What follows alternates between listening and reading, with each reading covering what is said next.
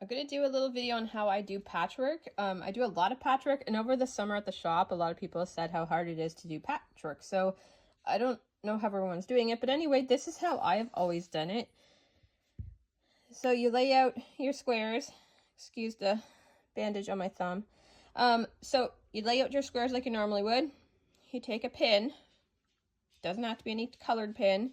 You're just going to mark the very first square, because that is going to tell you the beginning of your row.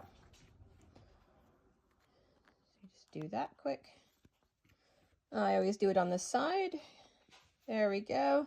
All right, then you gather up your squares and rows. And if you come into my little shop, my little hut, you're going to probably see little bunches of all of these all stuck together because I do so much patchwork all the time. Okay, oops. All right.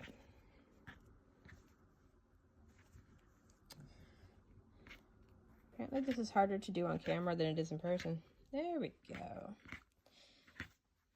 All right, you have all those together? Great. Now you're just going to stack these on top of each other like this. So you can see each one. That is what your pile looks like right there. Then I'm going to go to the machine. All right, over at the machine, and in case anyone has a hissy fit, no, that is not a quilter's foot. That's just an open toe foot. I moved my needle to make my life easier. All right, so you take your little things and you put them out in their order.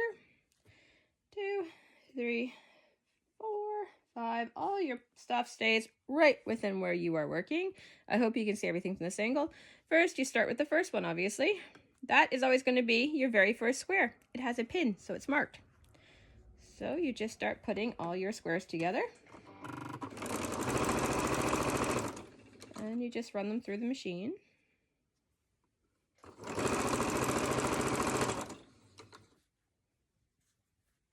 Sorry if my hand's in the way. I'll try and keep my arm out of the way. All right. I'm making a pot holder, so this is just how I make them. All right, there we go. Now, you're going to take these off and put them back in their respective piles. Always do the same method over and over and over again. This is always going to be the last one, and it just goes into the last pile. Onto the last pile. Onto the pile. Onto the pile. Onto the pile. And just repeat that process. See? So the next one goes on. And so on and so forth. And when you are done, you then get 5 rows, and then you can just sew those rows together, and voila, you have patchwork. You did not have to use any special interfacing. You didn't have to get your iron out. I saw people doing that. Couldn't figure that one out.